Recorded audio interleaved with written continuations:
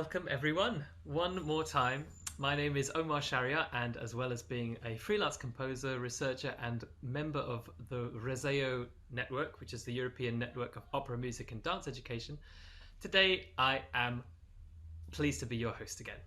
This is the third webinar in a series organised by the EU Smart Composer Project. In the series, we've been exploring the entrepreneurial mindset, cross-cutting issues around gender equality and climate change, and today we will be exploring networking.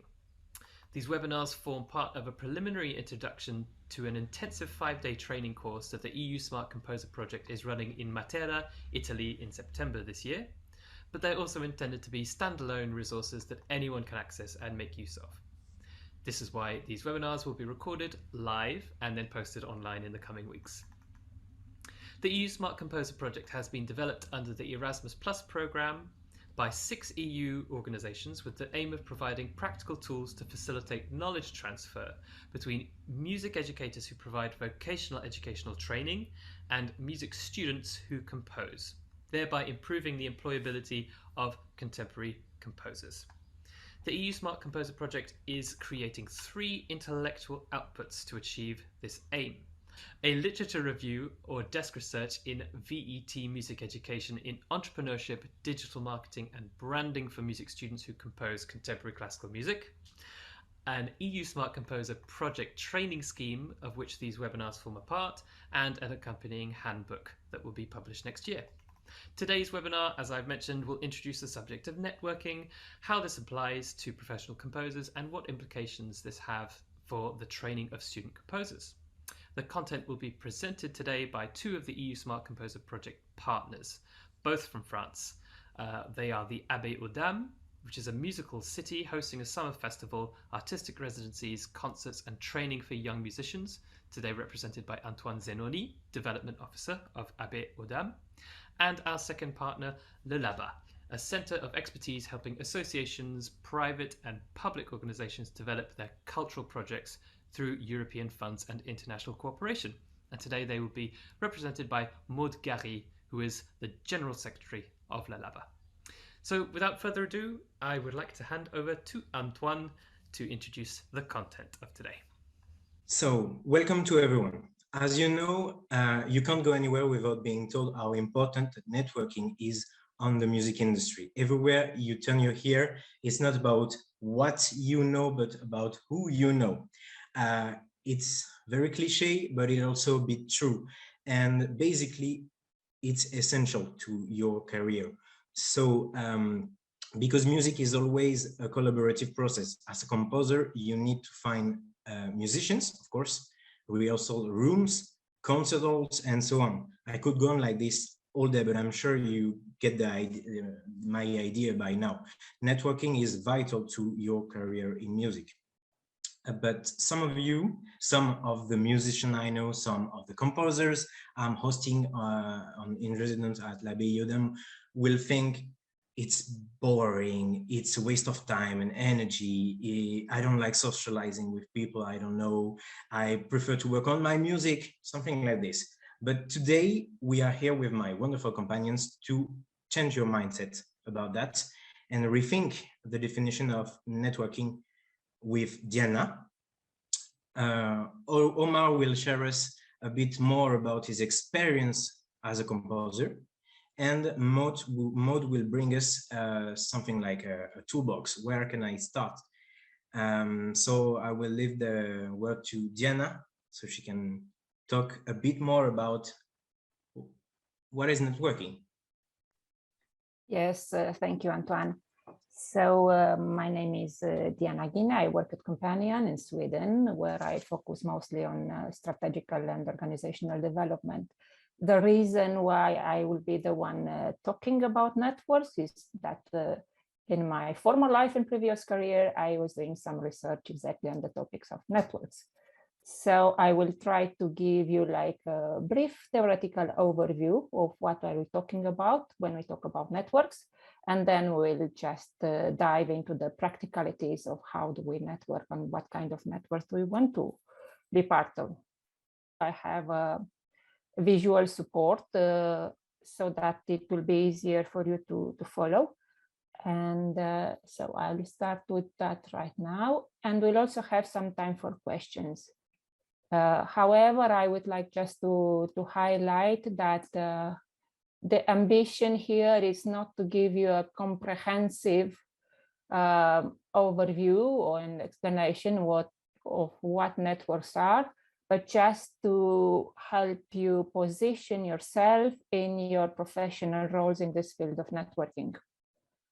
And I am counting on Omar here if there are some questions in between and how we moderate the last part. This is what I'm going to talk about, understanding networks, and I have selected some particular points that I find being relevant in this context. And first of all, what are we talking about when we talk about networks? What is exactly a definition of networks? Some of you maybe know and definitely are aware about there is a huge part of theoretical research and work focused just on networks and network theory, and mostly like organizational networks, informal networks, individual, whatever, even in the field of politics. But in this particular case, I will be referring and will be referring at networks as self-regulatory systems, as you can see here, which function on their own resources and interact among them, having as a result the permanent adjustment of their interest. What does this actually mean? If we start with the last part, with the result, the permanent adjustments of the interest, it means that both the networks and those participating in the network, they have a purpose. They exist because of reason, and they engage in a network because of a reason. And that means that you have also their own resources, because everyone who is participating into a network and building a network brings in their own resources, and can be in different ways. They can be in form of knowledge, it can be in form of contacts, it can be like physical and material resources and everything. And there is an interaction at different level between the, let's say, actors of the networks. Networks can consist of different kinds of actors. In this respect, I would like to draw your attention of what we call like complex networks, meaning like networks that have both individuals and all kinds of organization and players in them engaging in this kind of exchange. And last but not least, networks are self-regulatory systems. They are horizontal, not necessarily hierarchical, especially this complex network. And they regulate themselves on a principle of accountability, which means that those interacting with each other, they always give feedback to each other and adjust their performance within the network according to the outcome they receive, they each receive. So bear this in mind, self-regulatory system with a purpose. This means that basically the networks are not subordinated to a central authority, as I was telling you before, but horizontal like entities, and they are based on feedback. They are accountable to the actors, and this is a very important feature of the network, the self-regulatory accountable character, because it means that everybody participated in the network has actually the power to manage and regulate and impact the way a network functions. So it is also related to the degree of, let's say, sustainability of a network and of those particular actors involved engaged in the network. The accountability actor, this is what keeps the networks relevant. The moment a network is no longer accountable, it's losing its function, it's losing its relevance, and you, I guess, all of them experience of being around or in networks that after a while have disappeared because this accountability mechanism didn't really function. In most cases, when the mechanism of accountability between the players doesn't function, the networks tend to become either hierarchical structures or just like dissipate. There are different elements of a network, and we can be speaking of networks from a lot of perspectives, but what I would like to bring to your attention here are the two particular things, the actors involved and the ties between them. because by the actors involved, I mean, this is what I was referring to earlier. What kind of actors and of players do we have engaging with each other, and that they can have various interests and various backgrounds. They come from different places, and they have like different assets that they bring with them. They can be individuals, as I was saying, they can be organizations, they can be businesses, they can be whatever. The ties between them, it's the kind of relation that it's built between particular actors in the network and how this is regulated. The basic functioning principle of a network is the principle of collaboration. So it means everybody is perpetually adjusting their engagement and their investment in order to collaborate and achieve the particular goal or purpose they have in mind. I have here a picture, which is like an example of a formal network. It is a bit more structured in a way. And when we speak about formal networks and structured networks, we bring in the element of network management, which means that there is a particular function within that network taking care of this network's way of functioning and delivering like value to its participants. This is not contradicting the organic character of the network that I was talking about a bit earlier, or the accountability. It is just a function that is actually making things easier. And it's mostly, especially to larger networks and let's say more like institutional, that is the formal character of the network. This brings me to what is the main principle of a network? What is it really the thing that make everyone want to be and interested in being involved into a particular network?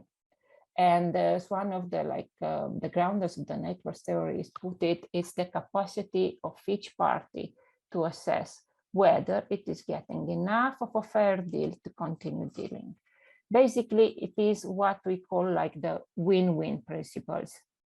Do I get enough of a fair deal to be motivated to continue investing my time and my resources in this exchange and this particular network? Or I, for example, come to the conclusion that this is not particularly relevant for me and I start my own network, or I engage in a different network. This means that there is a certain degree of constraint as well, because engaging in a network, it means that you don't only receive as an actor, you also have to deliver.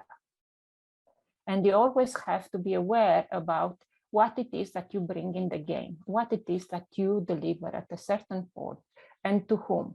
As you have seen earlier in the picture, there are quite different like ties and connection between the actors. So it means that there is not a particular like asset that you deliver to the network itself, but it is what you deliver to the individuals or the players engaged in that particular network. It's not the network as an entity. In the end, the consequence could be that you actually deliver something to the network as an entity. So that is, you are contributing to establishing and let's say legitimating a particular network. But in the first place, it is about what is the gain in the exchange between the different players. And then this brings us to the next questions. Why would I want to network? Why do we network? And what do networks actually do?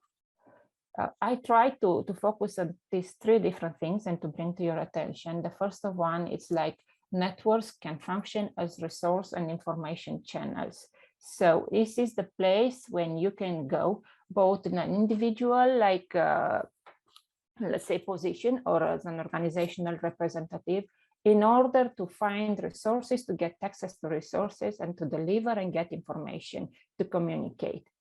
The second thing is that you can have networks that help you to signal, to establish your status and to validate it. So status signaling a certification. And this is mostly like connected to, let's say, professional networks of some kind.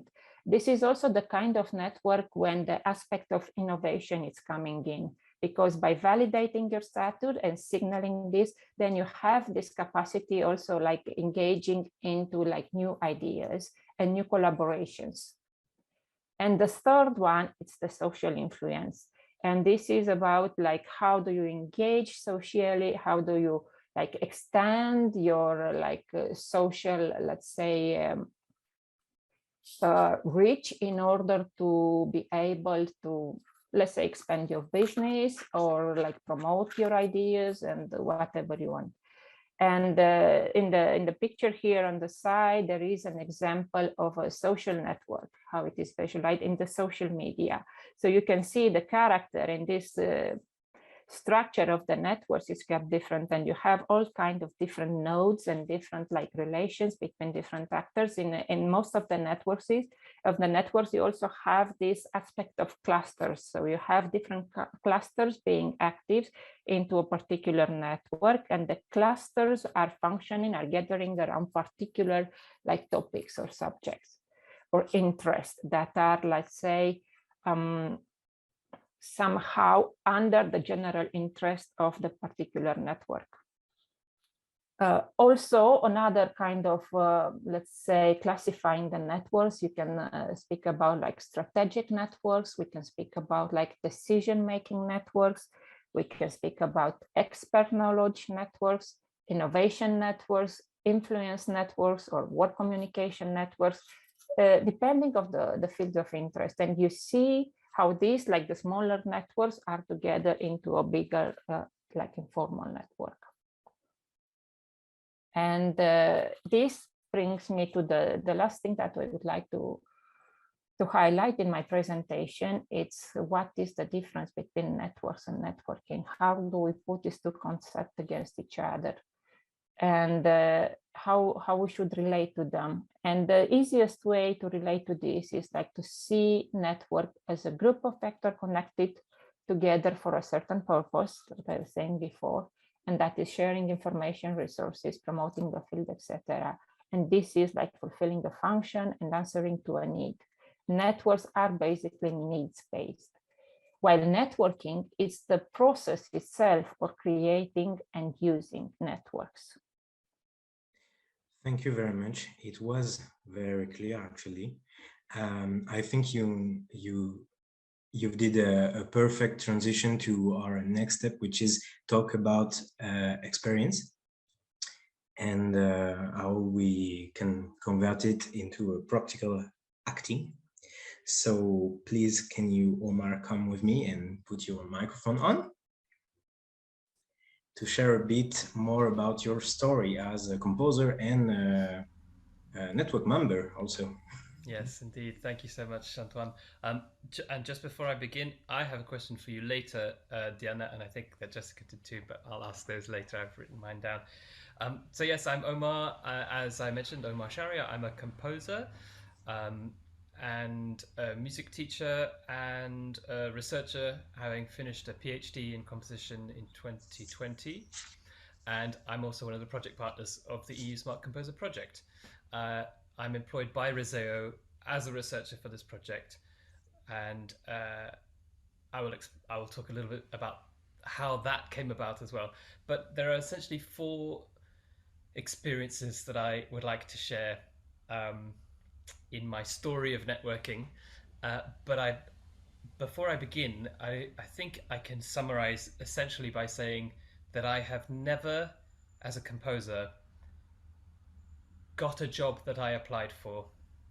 Every single piece of work I have ever received, and I have received work from some of the world's greatest musical institutions, were all by word of mouth or recommendation or introduction, where I just knocked on someone's door and said, "Hello, could I get a job, please?" And after a little bit of time, jobs arrived. So I'm going to focus on these 4, what I feel are kind of the most significant examples of networking. I went to the University of York for my initial studies as a university student, and the course structure at the University of York is called the project system, where every semester there was a project. That project could be an essay, it could be a performance, it could be some original research, it could be a composition. And the expectation of the course was that every student would do something interesting and original. And in order to do that, we often had to collaborate with all of the rest of our peers and sometimes people outside of our music department. So there was an expectation that we would have to get on with our peers. We'd have to know what our peers were doing. We'd have to be able to manage our time so that everyone didn't ask the same fellow student for the same thing at the same time, because they wouldn't be able to help us. So I feel that there was an implicit training that I received at the University of York in constantly being aware of what everyone else was doing, what they wanted, and what they were good at, what they were reputed for, what sometimes they were not so good at. And I was constantly thinking, how can I take advantage of this? I was also very lucky to have been encouraged, not just through the university, but also to take up, internship and voluntary experiences. And one of these was with a music festival called the Aldborough Festival, which is a famous festival in the UK. And that was a scheme whereby students of music were supposed to learn from concerts, observe, but most importantly, pushed to go up to the artist and ask them stuff. Whatever is the question that you have, most often the question would be, how did you get your job? How can I get into the industry? Because this is not an industry with a straightforward route. So I took advantage of this, and long story short, my first 2 professional engagements were with contacts that I made from that festival. I finished graduation in July of 2007, and I was working at Opera North as a stage director in September that year. So I would think I must have been one of the few artists that got a job as an artist straight after graduation. So that's the kind of training story. The second story that I'd like to share is to do with my PhD. So after I'd set out to become a stage director, I changed my mind and I realized actually I wanted to be a composer. That was my life's dream. So after a small period where I thought, okay, the way to do that is to quit all of my work as a director and just wait for the composition work to come in, I had no work. No work came because my network was not built around them thinking that I'm a composer and therefore, oh, we'll hire Omar to do this job. So I needed to reinvent myself. So I found a PhD, applied for some funding and was successful to achieve it, and decided I would use that PhD as an incubator for me as a composer. I would build a portfolio of compositions and produce them and show everyone that this is what I was doing. A relaunch, if you like. Funnily enough, I had the second project that I wanted to do, which was to do with making operas with young people. I wanted to do something really, really ambitious with teenagers. I wanted to create an opera with teenagers about their reactions to terrorist attacks. And I approached all the schools in the city where I was studying at York. I approached all the secondary schools there and schools outside saying, I've got this amazing project. It's going to be so original. Of course, I'm only just starting out as a composer, but believe me, it's going to be great. No one responded. But because I was doing other bits and pieces of work and putting some of the moments that I was most proud of online, on Facebook, a colleague from the first time that I studied, who happened to be living in the next door town to York, said, oh, Omar, we see that you're doing some amazing work. I'm living in the next door town. Please come in and do something with my secondary school students. I went and saw her and she said, I'm very interested in this very interesting project about reactions to extremism. Please come and do it. And so we did it, and it was a fantastic project, challenging, but it was award-winning. We won the best opera for young people in 2018, beating national opera companies with a project that was that original. I also resourced every single member of personnel through the network that I had created over the last 10 years or so, bar a few exceptions. And then the final example of networking that I feel is important is the most recent. So after finishing my PhD, I've worked with every single company in the United Kingdom. I have a great career here. It's time to do something new. I want to reinvent myself abroad. So I thought, I have this reputation. I'm sure it precedes me in France. I'm sure that if I go to France and I say, hi guys, I'm here, France will just snap me up. No, not at all. Once again, another period of of very depressing unemployment. Of course, confinement also struck at the same time, so things were very complicated in the whole industry. But I was really, really surprised that the way in which I had introduced myself to people, the word of mouth thing, wasn't really working. In spite of the fact that during my PhD, I had joined this European network of opera, music, and dance education specifically for the reason of planting seeds of contacts in France, getting to know French people, getting to know French colleagues, people in very important places who could give me advice, and they did, and also people who could help me understand the system. So one of the things that I learnt about moving from country to country is that different country systems work differently, and the cultures are very different. The culture of networking that I experienced in the UK is not the same culture of networking that I experienced in France, but I persevered. And long story short, I took up a job as a music teacher in Paris, and I was writing very funny Facebook posts about this and sharing, on the one hand, sharing my agony, but also valorizing that I'm doing something really challenging in France, and a lot of people were very sympathetic. Now we skipped back to my first experience of going to university and working with my peers. One of my colleagues, one of my good friends at uni, was a guy called Christian Mason, who is one of the UK's greatest composers now. He was my housemate for a year. He had a residency in an orchestra in France, and he had seen my post on Facebook about the fact that I'm in Paris now and struggling, but doing some really interesting work and overcoming all the obstacles. And by pure chance, the orchestra that he was working with in Auvergne said, we've had a composer drop out of a project with young people. Do you know any composers who work with young people? And Christian immediately thought of me, and he told them that. They called me up, and I got a commission. And I've even got a commission for next year. So these are two of the greatest jobs that I've ever had that have come about through other people's word of mouth. And I didn't even tell my French colleagues that this had come about, but they had shared it within their network that they'd engaged this Omar Shariar guy. And so suddenly all the people from the French network that I'd engaged over the last few years started telling me, oh, we hear that you're working with this company. We're going to come and see how it is and see what you're doing because it sounds really interesting.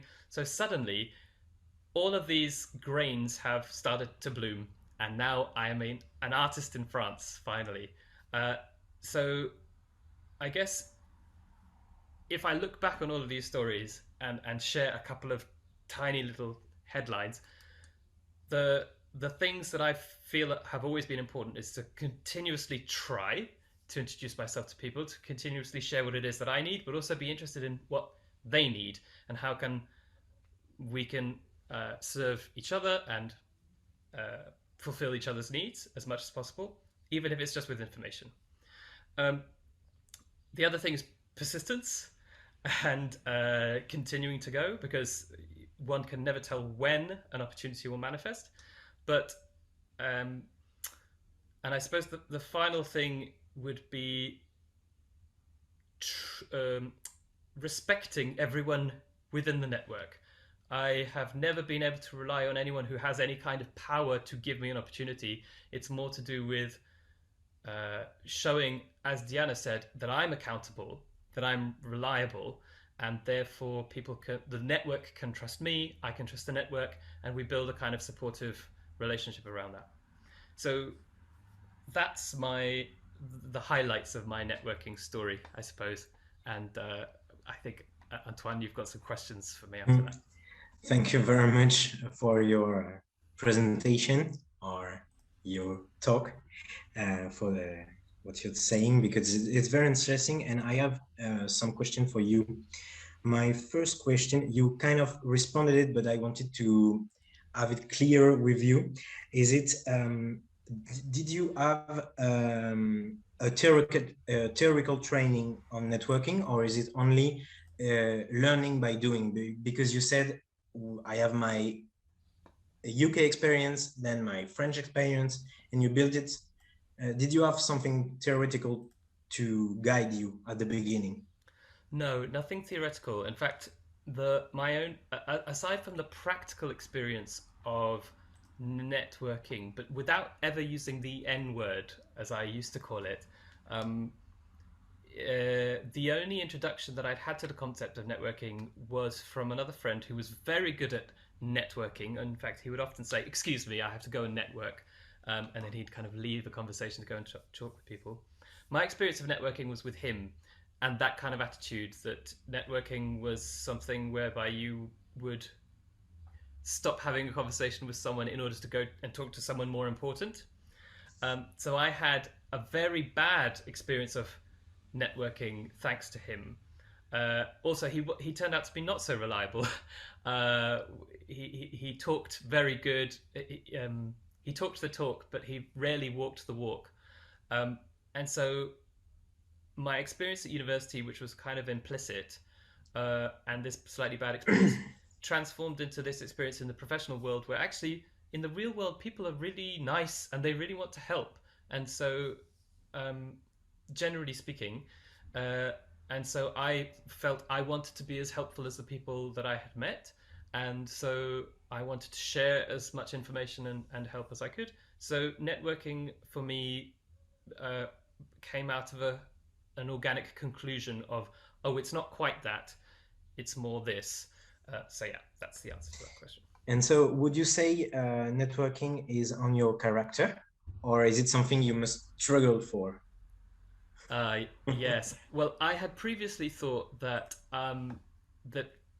networking was just an inherent part of my character, because I felt that I do feel like I'm quite good at it, but I think that it was both a nature and a nurture thing. I'm quite good at it, but actually a lot of the colleagues that I have at university with me who are not so outgoing are equally as good, but in their own way, according to their own personality. They might not have the same kind of exuberance when it comes to networking, but they quietly get to know people and proceed like that.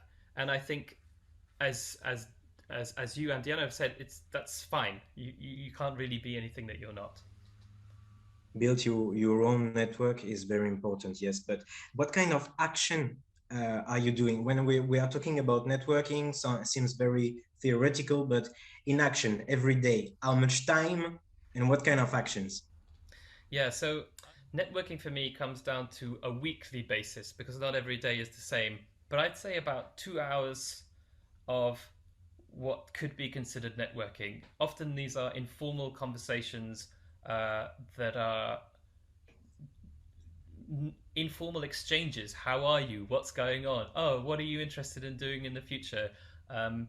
Then there are slightly more formal exchanges where, say, for example, I'll respond to someone's question on Facebook. Does anyone know of these people? And I will ask my network in order to respond to someone else's need. So not all of my networking is about me. It's also about positioning myself in a place where my network knows that I'm available, knowledgeable, reliable. So they can feel reciprocity. They can feel how interesting you can be for them. Exactly. Also. Not only asking. Precisely, and that I'm really not only just reliable and reciprocal, but also that I really know what I'm talking about. I know a lot of useful people, and I'm a useful person to know. That's also something that's in there. And then there's also frequently asking my network, who should I talk to, and then following up on that. So that can often lead into larger chunks of time, an hour, an hour and a half, sometimes more per week of just conversations, phone conversations, or meeting up with people for a coffee just to say, what's going on? How's life? How's the children? But it's all part of finding out what makes a person tick and how we could work together. What's very interesting in what you're saying is you used the word ask, who, how, and I mean it's very interesting for me the role of curiosity in your approach of networking. I think you're always asking, but as a researcher, as a curious person. Yes, I'd say so. One example that I didn't give, which is when I did my PhD, I had some ideas for projects, but I really wanted to collaborate with my peers, and I had no idea of who my peers would be. So the first opportunity where all of us were put together, I asked as many people as possible, what's your research about? What's your research about? People would tell me all kinds of random things that were nothing to do with music. But there was one story of a guy whose specialism was magic lanterns, which are an object to do with the 18th century, a precursor to the movies, a precursor to the projection box that we use in cinema. He did all of his research on that, and the way he talked about it, I thought that would make a great opera, and I managed to convince him to collaborate with me to make an opera about it. And I think he was very surprised that his research would manifest in that, but it was a perfect example of I was curious by necessity. I needed to be curious in order to do something. And something I wanted to talk with you is how, because you said, for example, your friend who introduced you to networking was saying, okay, I'm going to network with someone important and someone. I guess sometimes you just see someone, an interesting person for your careers, your goals, you see someone interesting. How can you go and talk to this person? How can you connect? What are your tips to connect with an important people, an interesting one?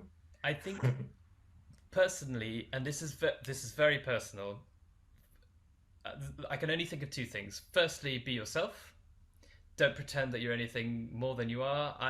I never do that. And secondly, so be yourself, and then be honest about what your question is. Often, if you're approaching someone who is very important, they don't have a lot of time, so you need to be quite quick with your ask. So I have an example of that first conference when I joined the European Network of Opera Music and Dance Education. I saw the queen. We all know who I'm talking about if you're part of Reseo. The queen of opera, music and dance education, who was a member and founding member of the network, and she's French. I saw her and I thought, she seems very unapproachable, but I'm going to approach her anyway and just pretend that I don't know that she's unapproachable, and just be very honest and say, hi, I'm moving to France. I'd love it if I could ask you a couple of questions over a coffee. And she said, yeah, great, call me when you're here. And that was it. And then just by being open, honest, people are. And if she said, no, sorry, I'm too busy, well then she's not the contact for me. So again, very close to curiosity. You ask her something. You try to get in touch with her with questions to understand her. Yes. In general. But there is. And would you say? Sorry, very quickly, there is a degree of what Diana was saying about positioning. I'd spent quite a long time also within that network of trying to position myself as someone who was not just some upstart, but was of interest, reliable, earnest, sincere, not superficial, not unreliable. So I think the fact that she had accepted that invitation to a coffee was also the result of some groundwork that I had done before. And would you say it's important for you to own your network, to build your own network, and not just to rely with others' networks? Yeah, certainly for me, I believe that so profoundly, in the sense that I believe that, as Diana was saying, one can actually take responsibility for the network. If you consider it an environment or an ecosystem, you have the choice to be passive within that ecosystem or active. And I am constantly trying to be as active as possible. And one example of this is from my experiences of Roseo and the benefits that I've got and the benefits that I hope that I've shared with members within that network. I started a Facebook group called the UK Network of Opera, Music and Dance Education. Invited all of my colleagues who are not in Roseo to join. There are now 550 people, most of whom I don't know, because I felt this idea of networking is so important, and I'm constantly I'm constantly pushing people within that network. Share the opportunities you see, share the questions you have, share the advice, share the whatever, share, because this is what makes the ecosystem work, specifically within the arts. We have to make it work for us. It won't give us anything if we don't ask. Thank you very, very much, Omar, for this inspiring interview. We can call it like this. Perhaps Maud can put her micro on. Yes. And can you present yourself and tell us a bit more about practical tools? Where can we start now about networking? Yes.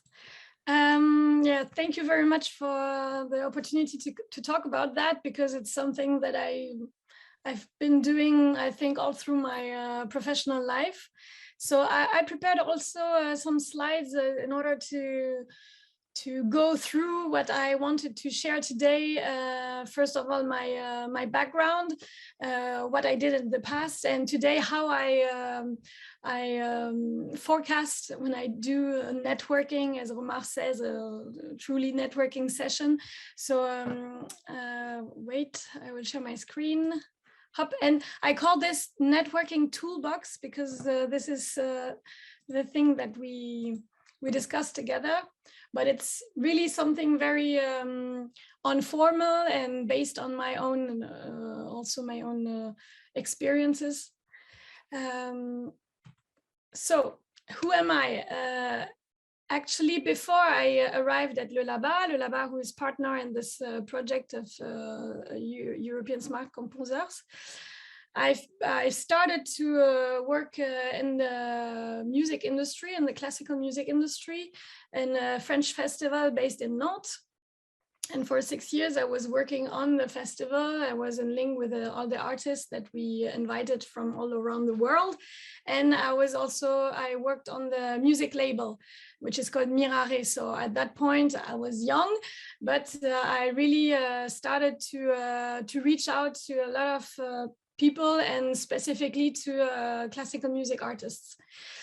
And then I moved from Nantes to Bordeaux, and in Bordeaux, I became the general delegate from the national network, French national network of independent label. So it's more like a business network, but we had over 200 members in over France, and the idea was to support the labels, but also to be in touch with the Ministry of Culture. So having more like a lobbying position.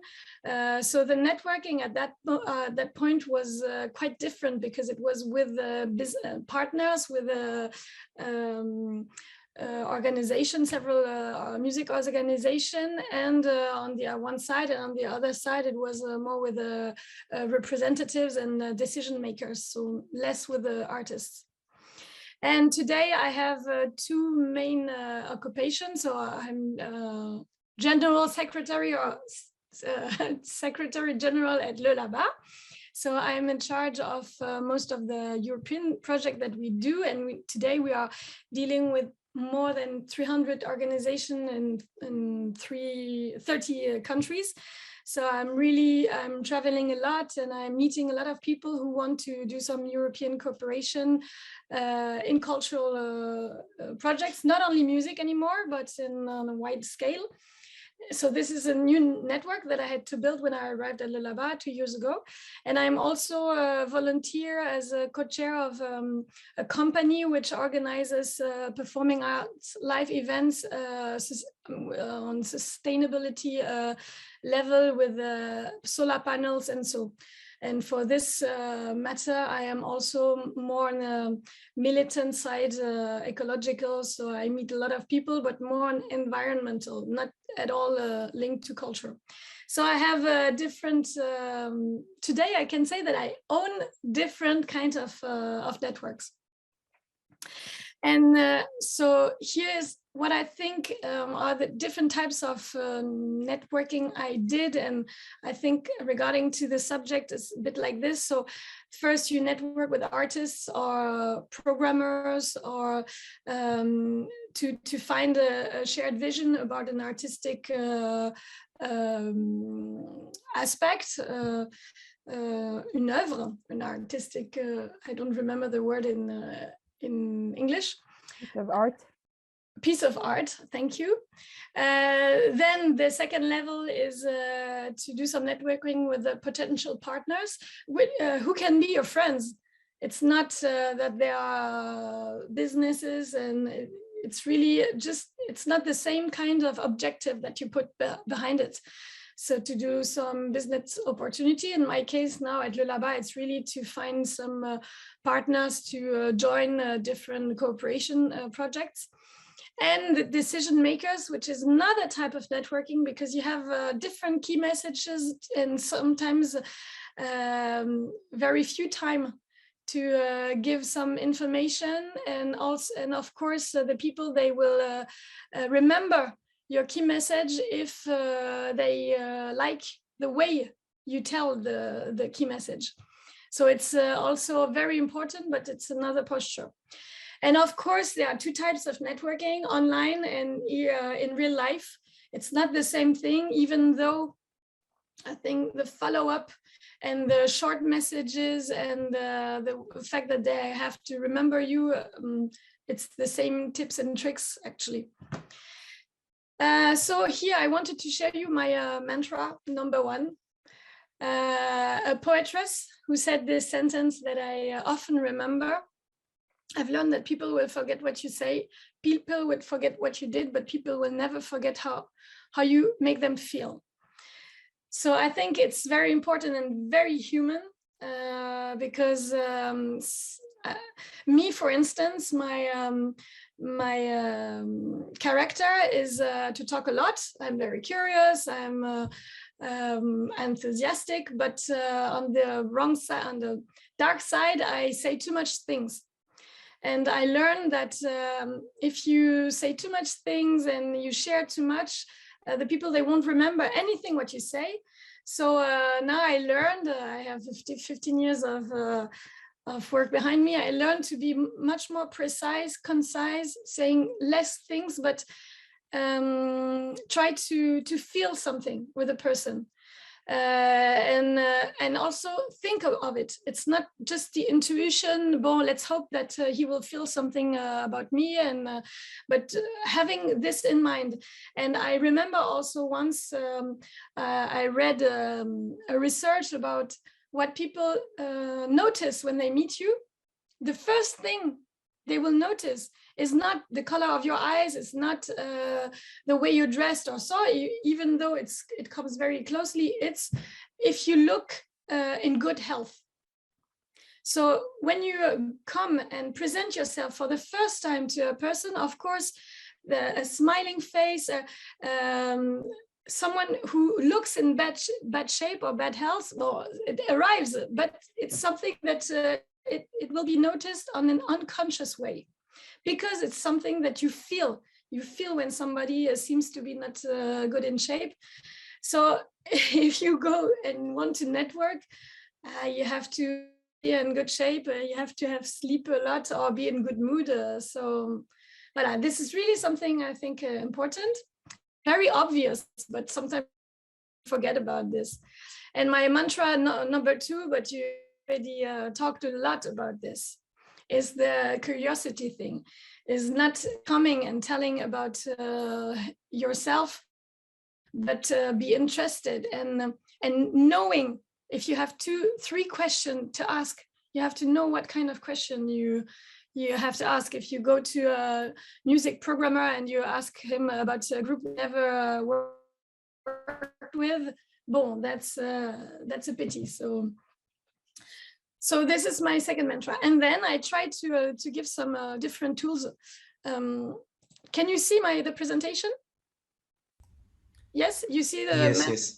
Okay. Yeah. So here I arrive on my checklist in real life. So the things that I think of when I prepare to go, for instance, on a business fair or a professional music fair, or last week I was at the European network of cultural centers, so I knew nobody, and only 1 or 2 people. So what I do prepare when I go on these types of events.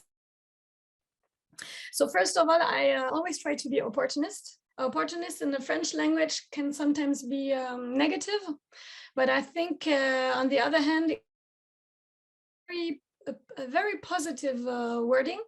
So I try to find people I know and who will get, I will ask them to put me in touch with someone, because it's easier like that.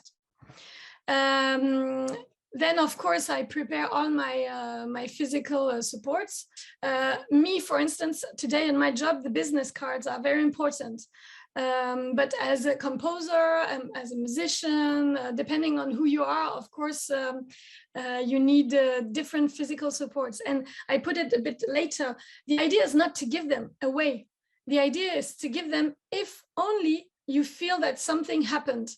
But the people have to get back with something. And if it's something original, it's even better. I once had a book marker to put in when I read in my marker. I had some badges like this. I don't know if you can see them. But I think it's important to have something to share with. So on this slide, my first topic was to be opportunist and to ask friends to put in touch, because it goes faster like that. The second one was to prepare physical support, so that people can go back when they have met you, go back with something in the hands. And if it can be original, not too heavy, because sometimes you take train or plane and so on. So, but something simple, beautiful, that they can remember. And of course, before you travel, before I travel, I will speak on my behalf. I always learn about the profile I will meet. So in order not to, as I said, ask questions that are not related to the person. For instance, a person is leading a festival, a venue, and to know approximately what artists came to that venue in the weeks before, and having discussion topics to prepare. So get in touch by email. Now in cultural fairs, you have the possibility to go on private spaces and to contact people. So what I really not like is when I receive very informal, long messages. Hi, I'm Rebecca, whatever. I will meet at the Midem, and I will really love to speak to you about this, and this, and I don't read them. So reading an email before you go to a fair is takes much time. So sometimes I just find the person on LinkedIn or on Facebook, and I send a private message, but very short, 2 sentences maximum. Then prepare your own presentation. Once I did a training about the elevator speech. Maybe some of you know, the idea is to present yourself in 2 minutes maximum. And at the end, you have to have like a call to action. And of course, when you present yourself, you won't present all your life, where you've been born and what you did all your life long, but just talk about 2 or 3 topics maximum. And at the end, the last sentence should be, can we grab a coffee like you did with the Queen of Rezeo in Rezeo? Can we, okay, I would like to know more about the context. Can we meet another time? The elevator speech was the idea that you enter in an elevator, and at the end of your travel, you shake your hands and you say, okay, I will meet you again in another time. And this presentation, I think you must train in front of a mirror, in front of your husband or wife, of your mother, whatever, but it's also not intuitive. So it has to be trained. Now, speak English, of course, depends on the work you are doing, but speaking English is always a good thing. And in France, a lot of people have avoid to speak English. And I think even though you have a very strong accent, it's not a problem if you try and to say some words in English. And no national specificities. This is also the story that you told, Omar. And sometimes I also had bad experiences where I came into a country and, or for instance, I think in France, we don't like to talk about business. We don't like to talk about money. So the first time you speak with a person, and it happened for me to speak with an American person, and there is the great difference because American people, maybe in UK also, I don't know so much about that, but they can arrive and talk about money. In France, you have to be more subtle about this, and you talk not the first time, not the second time, just take your time, but really turn around the pot. Then set reasonable targets. When you go to a networking session, don't say, I will speak to 10 people, but if you speak to 3 people, it's okay. And then you will be happy just to talk about 3 people and that's enough.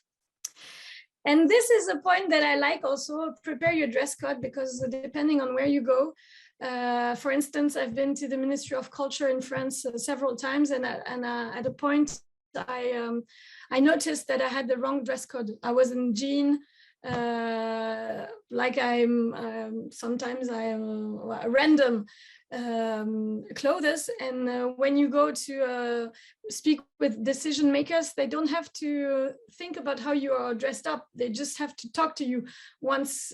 So you have to be like the others, but still with different types of, for instance, color. I show you my favorite jacket when I go to networking session. So it's this color, yellow.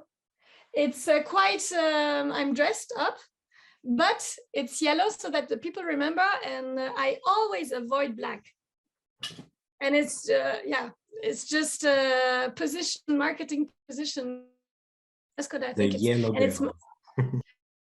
The yellow girl, yes. In yellow, I like the yellow. So, so once we go to the networking session, even if it's informal or formal, this is a tip now for me. Now I know, don't be in a hurry, just take your time, speak slowly.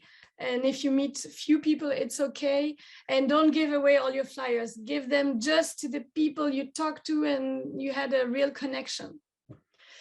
And of course, you come back, you're tired, you met a lot of people, you have your life, your children, and you do other stuff, but remember, send an email afterwards.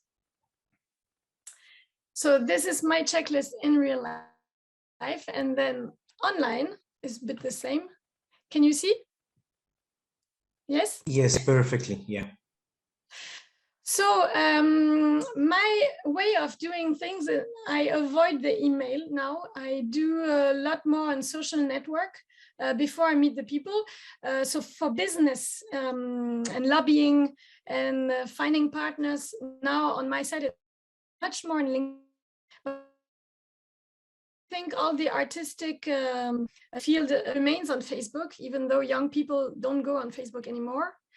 So it can also be on Instagram, depending on what objective you want to achieve. But social networks are, to my side, still the best way to get in touch with people. Same, learn the profile you will meet. And there are artistic specificities. Same, ask friend. can you put me in touch with this and coming back to friends and interesting people is always nice because they also feel important. So so that's good. And then when you get in touch, just 2 sentences, one sentence your need. I would like to meet you in order to chat, or because I think it can be interesting to have, we have things in common, and speak about them, about your target. I would like to meet you because you already did this and this, and I found this interesting. Don't speak about you. And often when I get in touch with people, they don't answer. So for me, it's not a big deal. I follow up, or I send back emails, or I send back messages. I find the phone number. I send and I always stay polite, but I'm expert in this, in going back to people if I really need them to answer, and if they don't have time, it's just okay. It's not a problem, but I need at least an answer, yes or no. Then of course send email afterwards. And me, as a final tip, every time I meet someone on a formal, informal way, I add them LinkedIn, and not always on Facebook, depending, because Facebook is also a place where you speak more about you or about yourself. But LinkedIn is perfect for businesses, and Instagram, of course, for the more artistic part. Thank you very much. If I sum up a bit what I've heard today, I prepared a bit summarize. I'll try to have it on screen. Sorry, here. So can you see my my screen? Yes. So if I can sum up what I've heard today, I've learned about 6 ideas. 6 ideas I will go away with. I take it for my own network. It would be first, thanks to Omar, the idea of curiosity. I think if I think of networking as an act of curiosity toward others, it immediately takes a lot of pressure off for me. And it's a strong way to connect with people in a very positive way. So I like the idea. Then another word I've heard today, very interesting, is enough of a fair deal to continue dealing, thanks to Diana, which is basically the idea of reciprocity. Never begin with a request. You must start understanding what others need and what you can bring to them as a composer. Then another idea I've learned today is about networking as a long-term investment. I'm not connecting with someone for a project we're starting tomorrow. Networking is a long process. I must understand priority of the people I'm working with, the networks I'm working with. I must understand calendars of the institution I'm contacting. And it's not for an immediate reward. It's a long-term process. So it take a lot of pressures off for me also to say, okay, it's not for now, it's not for tomorrow, it's for a day, because as Omar said, you never know where and when a project can come. So you never know the next project and who will be the person giving you the next opportunity. Then the idea of do what you like. Maud, you said it can be your friends, ask friends. The idea in a way that you're not only connected with boring people, you're not only connected with very important people. No, you're doing what you like. You can talk with inspiring people and organization. You can use your network as a way to create things, to inspire yourself. You can enjoy it, and it's very important. Also, one idea I took from Omar was the idea of vulnerability. In a way, you can accept your strength and also your vulnerability. You must ask what you don't know, and you must admit what you can do and when you can't do. And it's very interesting to say that you can actually be vulnerable and an interesting person. So it was important for me to rescue that idea. And the last but not least is own it. We said it a few times, but I think it's very important. It's impossible to replace the voice of an artist.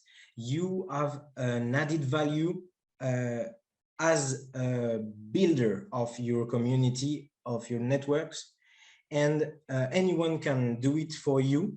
And you must build a network inspiring and according to your personality and what you want to achieve with. So you must own your network. So that's basically what I have to summarize. So if some of you have questions, I'm looking at you, Omar. You had question for Diana, perhaps, or I don't know. Sure, I'd love to ask my question. Just about accountability, Diana, and if you could talk a little bit more about what you mean by that, just because I was very curious. Yes, thank you, Omar. When I was speaking about accountability, and you probably remember, I related it to the aspect of like power in the same thing, that you have the power in the relationship, in the network. Accountability is about the expectation that actually you are entitled to have from the network or from the others that are present in the network. Can be individuals, as I was saying, or it can be organization. If you speak about complex network, we have different kind of players.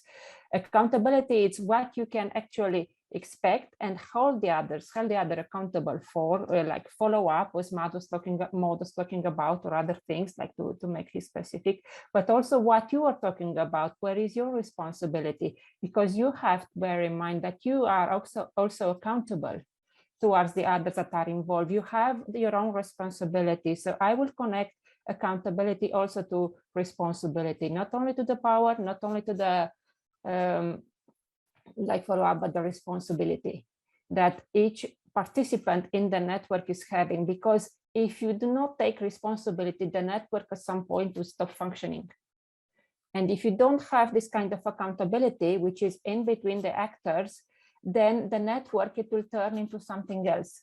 We want to keep networks like horizontal. Even in the case when we speak about like formal networks, when we have like a management structure for RSEO, for example, RSEO, you still want to have this kind of interaction between individual members or players, and not only going in the same channel, like top down or to the management structure. And in that respect, accountability is very good, because as you also was saying in your example, you spend some time trying to establish yourself. And this is also the accountability, because the moment you are not accountable and you don't like take responsibility, follow up, give feedback, take feedback, and so you are no longer relevant. And then you are out of the network, you are peripheral, and in the end, like the network will continue without you. But most of all, it has to do with the networks as a distribution of power, so that everyone has the same opportunity to influence the functioning of the network, to contribute. Like you can sanction some particular aspects. Are they working or are they not working for me? And at the same time, you can be sanctioned as well, as I was explaining. Is this answering your question? Yes, that's really helpful. Both in terms of you're breaking it down in terms of responsibility, personal, and also this accountability for the ability to kind of regulate, regulate your place and the function of the functionality of the network, like how to regulate the relationships within the network. I suppose it's really interesting. Thank you. Thank you. And I guess there was another question, right? Yes, I was just wondering because you made your thesis on this topic. It's such a relation and human topic. I was wondering in terms of resources and bibliographical, was it easy to find some stuff, or it was just on the field and practical, or did you read some stuff? Okay, let's put it this way. I did my thesis, but it was on the topic of policy networks, so it was a bit more specific. Right now, it's much more research and much more material, and it was at that time when I was doing my thesis. But yes, there is a lot of academic research, and there are like some established let's say theories of networks. So I can make some bibliography available for those of you that are interested.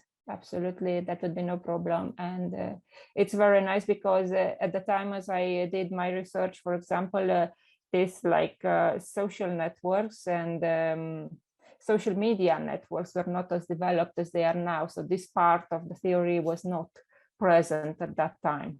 Now it brings quite a new perspective into like how do you speak about social media networks and networking. And what is interesting here to have the aspect of networking and social media networking is like you always have to keep in mind when you speak about the network as an entity, as an organism, if you want, with the different like let's say nodes, and about your own like personal branding and marketing and their own positioning into that network, because these two issues are interrelated but are still different things. And networking, it goes a bit beyond your own like personal marketing or personal branding. You always have to have this bigger picture in front of you, to have the other perspective with you in order to, let's say, to use it in a more like I wouldn't say professional way, and I wouldn't say efficient way either, but to use it in a more purpose-related way, and not just to go beyond the informality of the approach and like the one-to-one, like individual connection. If I may jump in, I think Maud touched on it in the cultural thing. Because there is a lot to say about cultural differences, and that's where I think that the EU Smart Composer platform can be extremely helpful. As a globe-trotter myself, because I'm originally from Israel, but I lived in the US and then in London and then in Hong Kong and then in Geneva. So everywhere I come, there is a completely new set of rules that I have to figure out. And the do's and the don'ts, for instance, the money thing, I was laughing really out loud. But I think that also can be somehow we can use our cultural differences ourselves to help, you know, it's not the do's and don'ts, but just to maybe give some context. Where, for instance, most of the people on the panel today, I don't know them. I know you. So it's like, so I think that's where this could be really, really interesting and helpful. But thank you, everyone. Again, it was really inspiring. Ella, I have a question for you. For instance, are you more on LinkedIn, on Facebook, because what I'm just thinking, oh, I will add her. But what is for you? So, for me, unfortunately or fortunately, I'm not so big on social media. Okay. So I'm more on the personal. I'm part of Roseo, and it's all about the people I meet and greet, and not so much on the. So if I have to admit my weaknesses and my vulnerability, it's definitely the social networking, because I feel very uncomfortable in that arena. Okay, Antoine, thanks for the LinkedIn link. Well, we were already connected, but I would really like to quickly reply on that. General for everyone. If I may. Mm-hmm. Because I think it's extremely interesting and relevant what you're saying, Ella, that you prefer not to be in the social media. And this is exactly what we are talking about. And we're talking about your owning your own network. You have to choose what actually works for you and it's relevant for you. You have to choose the particular networks that you feel that you can be the best of yourself and that can be to your best advantage. And this is the thing that we always have to have in mind and not feel pressures into engaging in a particular network because, oh, everyone is there or everything is there. This kind of like selection, it's not necessarily the most efficient in terms of results of the achieved results. It is always like going towards what is your core or and your own like values and building your like approach from that. And I would just want to lift that again. It's as important as, I don't know, I think it's the cornerstone of everything. Thank you. Thank you, Diana. That's such a wonderful note to end on. That again, we must build our networks true to our values and true to what is good for us. So I think that's a great moment for us to wrap up. I'd just like to say again, thank you so much to everyone for joining this webinar. Thank you so much, Diana, for explaining the theoretical approaches to viewing networks and networking. I hope, I won't thank myself, but I hope you enjoyed my little experience. And thank you again, Maud, for sharing this fantastic checklist that I have screenshotted, and I will be going away and applying this to my networking process myself. And thank you, Antoine, for hosting this content. Thank you, LABA, and until next time. Oh, and please keep in touch as well. Put your emails in the chat and we'll keep in touch. Thanks, everyone.